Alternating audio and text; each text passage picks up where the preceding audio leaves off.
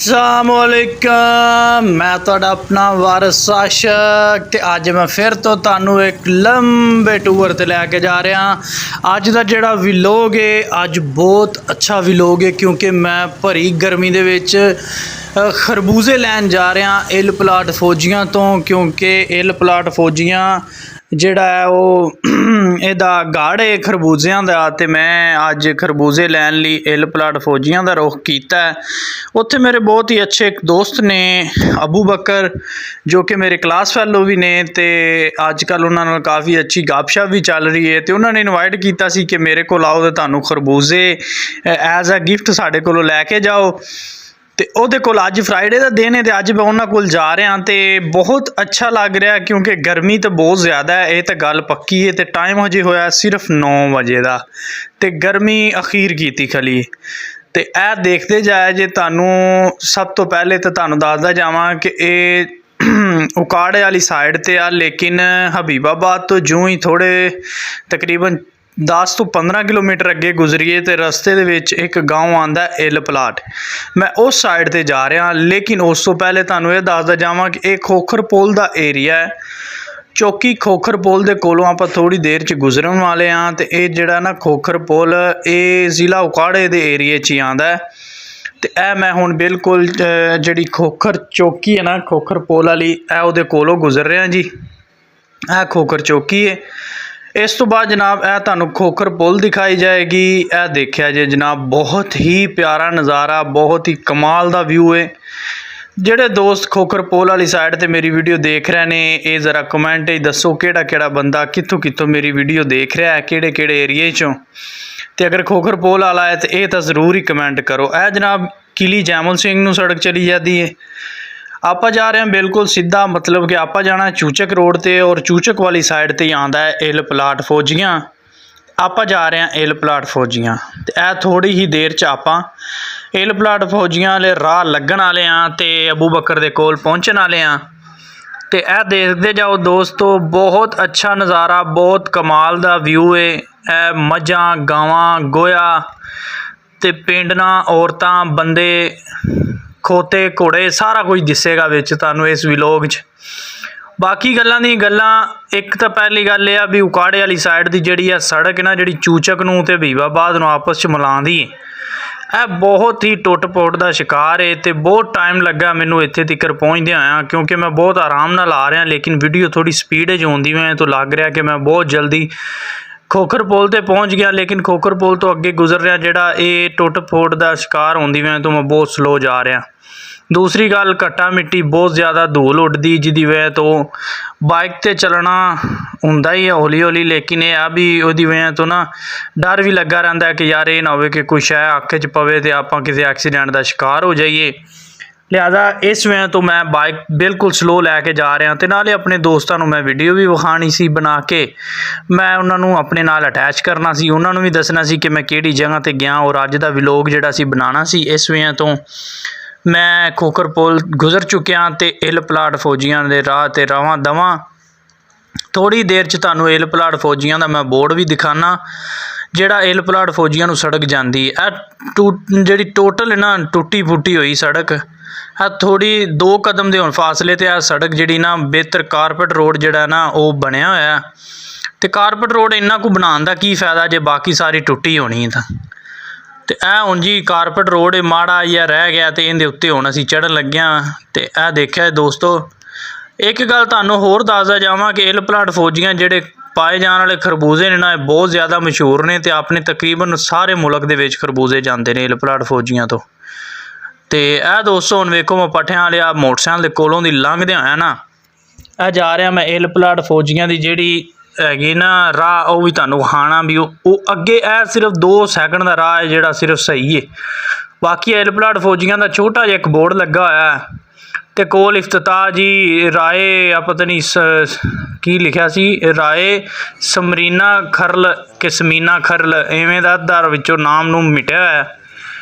यह जनाब अबू बकर दी मैं दुकान ते पहुँच गया। बाकी का रस्ता तुहानू इस गल्लों नहीं वहाया क्योंकि वीडियो बहुत लंबी हो जानी सी। ਜਿਹਦੀ ਵਜ੍ਹਾ ਤੋਂ ਮੈਂ ਵੀਡੀਓ ਸ਼ਾਰਟ ਕਰਦੇ ਆ। ਅਬੂ ਬਕਰ ਨੂੰ ਮਿਲ ਰਹੇ ਆ ਜਨਾਬ। ਅਬੂ ਬਕਰ ਆ ਗਿਆ, ਮੇਰਾ ਦੋਸਤ ਹੈ, ਔਰ ਇਹਦੀ ਕਰਿਆਨੇ ਦੀ ਬਹੁਤ ਵੱਡੀ ਦੁਕਾਨ ਹੈ ਪੂਰੇ ਪਿੰਡ ਦੇ ਵਿੱਚ। ਵੱਡੀ ਮਸਜਿਦ ਦੇ ਬਿਲਕੁਲ ਸਾਹਮਣੇ ਏਲ ਪਲਾਟ ਫੌਜੀਆਂ 'ਚ ਅਬੂ ਬਕਰ ਦੀ ਦੁਕਾਨ ਹੈ। ਇਹ ਉਹਦੇ ਅੱਬੂ ਨੇ, ਇਹ ਅਬੂ ਬਕਰ ਹੈ ਜੀ। ਇਹ ਆਪਣੀ ਦੁਕਾਨਦਾਰੀ ਕਰ ਰਹੇ ਨੇ, ਲੇਕਿਨ ਮੈਂ ਤਾਂ ਇਹਦੇ ਨਾਲ ਫਿਲਹਾਲ ਲਿਆ ਦੇਖੋ ਜੀ, ਮੈਂ ਜਾ ਰਿਹਾ ਇਸ ਟਾਈਮ ਇਹਦੇ ਨਾਲ ਖਰਬੂਜ਼ੇ ਲੈਣ। ਤੇ ਜਾਣਾ ਹੈ ਅਸੀਂ ਥੋੜ੍ਹਾ ਜਿਹਾ ਦੂਰ, ਮਤਲਬ ਕਿ ਅਸੀਂ ਏਲ ਪਲਾਟ ਫੌਜੀਆਂ ਤੋਂ ਏਲ ਪਲਾਟ ਲਿਸ਼ਾਰੀਆਂ ਜਾਣਾ ਹੈ।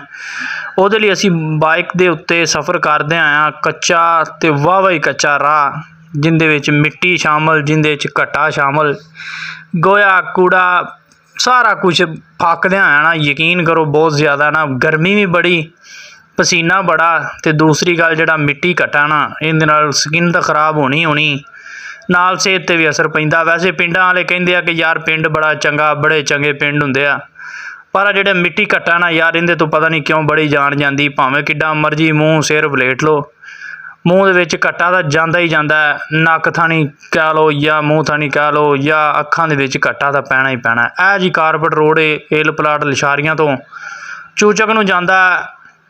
ਇਹ ਥੋੜ੍ਹਾ ਜਿਹਾ ਬਿਹਤਰ ਲੱਗਾ ਸਾਨੂੰ ਜਨਾਬ। 3 ਕਿਲੋਮੀਟਰ ਅੱਗੇ ਚੂਚਕ ਦਾ ਰਾਹ ਰਹਿ ਗਿਆ, ਲੇਕਿਨ ਆਪਾਂ ਚੂਚਕ ਨਹੀਂ ਜਾਣਾ, ਆਪਾਂ ਇੱਥੋਂ ਅਹੀਂ ਨੂੰ ਮੁੜ ਜਾਣਾ।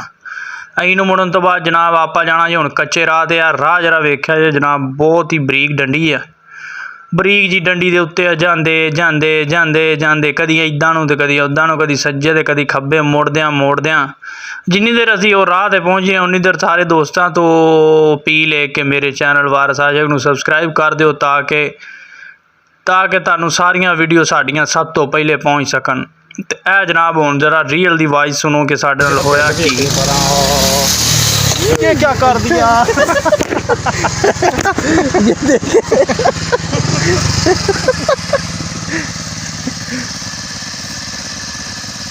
चल तो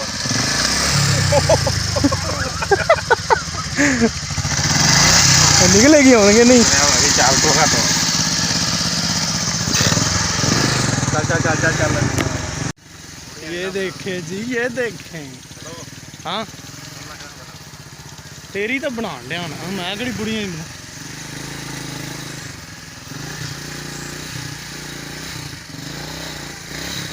हम जा रहे हैं अब खरबूजों की तरफ, आपको दिखाते हैं खरबूजे। और लोग तोड़ रहे हैं काफ़ी ज़्यादा, जो लेडीज़ हैं वो दिहाड़ी तप्पे को लगी हुई हैं। तो ये देखें मेरे पीछे अबू बकर आ रहा है और हम जो है जा रहे हैं, ठीक है जी। तो अभी मैं दिखाता हूँ आपको कि पहले तो ये देखें, हम मरते रहते हैं खरबूजों के लिए। इधर खरबूजे ऐसे पड़े हुए हैं जैसे हैं। हाँ अबू बकर कहता है मज्जे नहीं खाती खरबूजे।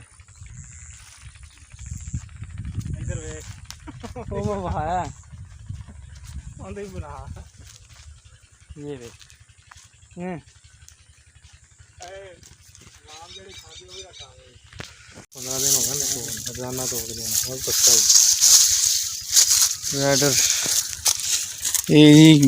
इधर का ये की है,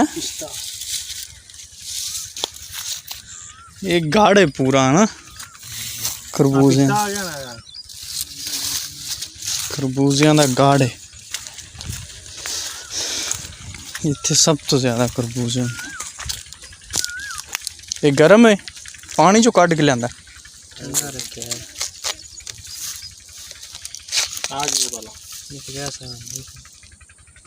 ये भिंडी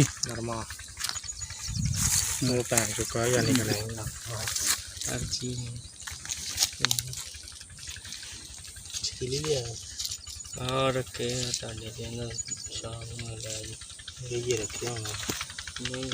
जहाँ भी नजर जाएगी खरबूजे ही खरबूजे देख रहे हैं।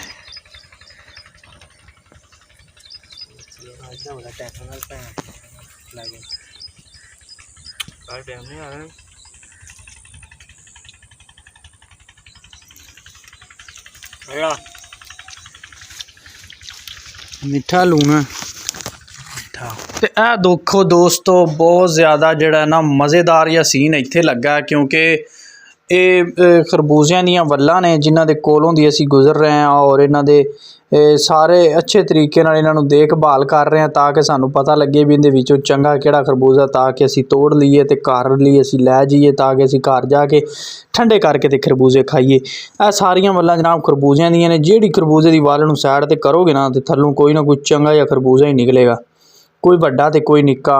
ਕੋਈ ਕਿਸੇ ਨੂੰ ਇਹਨਾਂ ਨੇ ਪਿੱਤੀਆਂ ਦਾ ਨਾਂ ਦਿੱਤਾ, ਕਿਸੇ ਨੂੰ ਪਿੱਤੇ, ਕਿਸੇ ਨੂੰ ਮਿੱਠਾ, ਕਿਸੇ ਨੂੰ ਕੀ ਤੇ ਕਿਸੇ ਨੂੰ ਹਾਈਬ੍ਰਿਡ, ਤੇ ਕੋਈ ਸਾਦਾ ਖਰਬੂਜ਼ਾ ਤੇ ਕੋਈ ਚਿੱਤਰੀ ਵਾਲਾ। ਤੇ ਯਕੀਨ ਕਰੋ ਅਜੀਬ ਜੇ ਨਾਂ ਨੇ, ਸੁਣ ਕੇ ਹੈਰਾਨਗੀ ਵੀ ਹੁੰਦੀ ਸੀ ਤੇ ਮਜ਼ਾ ਵੀ ਆਉਂਦਾ ਸੀ ਕਿ ਯਾਰ ਐਡੀ ਗਰਮੀ 'ਚ ਬੀਬੀਆਂ ਵੀ ਤੋੜਨ ਲੱਗੀਆਂ ਸਨ ਖਰਬੂਜ਼ੇ।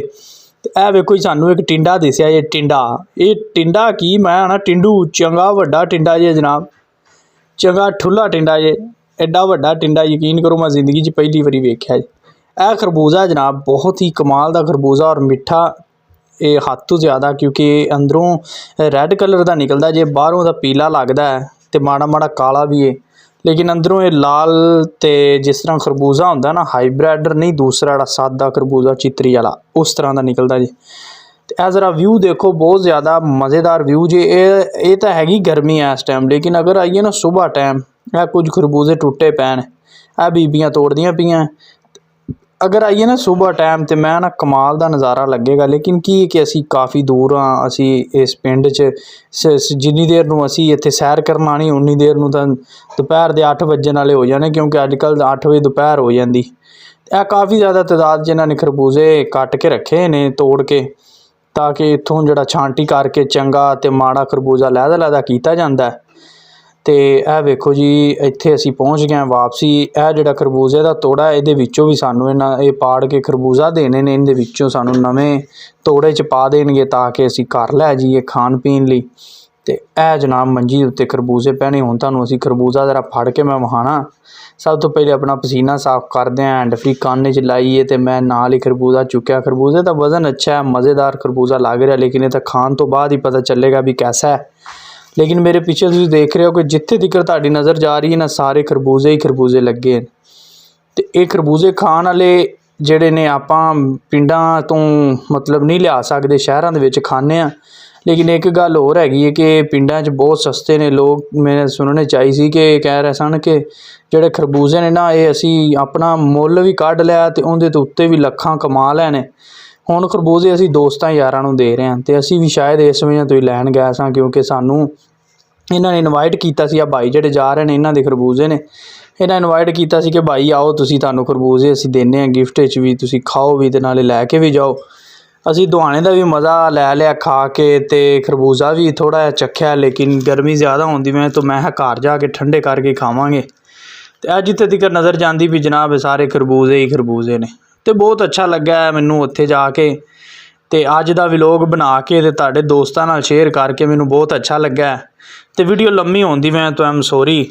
ਇਹ ਮੇਰਾ ਦੋਸਤ ਅਬੂ ਬਕਰ ਮੈਨੂੰ ਖਰਬੂਜ਼ੇ ਬੰਨ੍ਹ ਕੇ ਦੇਣ ਡਿਆ ਜੇ। ਤੇ ਇਹ ਤੋੜੇ ਨੂੰ ਮੈਨੂੰ ਹੋਇਆ ਤਾਂ ਵਾਹਵਾ ਜ਼ਲੀਲ ਆ, ਵੈਸੇ ਤੋੜਾ ਪਿੱਛੇ ਬੰਨਿਆ ਨਹੀਂ ਸੀ ਗਿਆ ਸਹੀ ਅਬੂ ਬਕਰ ਭਾਈ ਕੋਲੋਂ। ਤੇ ਬਹੁਤ ਜ਼ਿਆਦਾ ਨਾ ਮੈਨੂੰ ਖਪਤ ਦਾ ਸਾਹਮਣਾ ਕਰਨਾ ਪਿਆ, ਲੇਕਿਨ ਕੋਈ ਨਹੀਂ ਮੈਂ ਲੈ ਆਇਆ ਸਾਂ ਕਿਉਂਕਿ ਖਾਣੇ ਜੋ ਸਨ। ਇੰਨਾ ਦੂਰ ਦਾ ਸਫ਼ਰ ਕੀਤਾ ਸੀ ਗਰਮੀ ਧੁੱਪ ਦੇ ਵਿੱਚ, ਲੇਕਿਨ ਮਜ਼ਾ ਬਹੁਤ ਅੱਛਾ ਮਜ਼ਾ ਆਇਆ। ਤੇ ਅੱਲਾ ਪਾਕ ਇਹਨੂੰ ਸਿਹਤ ਦੇਵੇ, ਆਰਾਮ ਦੇਵੇ ਤੇ ਇਹਦੇ ਬਾਲਾਂ ਦੀ ਲੰਮੀ ਜ਼ਿੰਦਗੀ ਕਰੇ ਤੇ ਨਾ ਲੈਂਦੀ ਵੀ ਹੈ।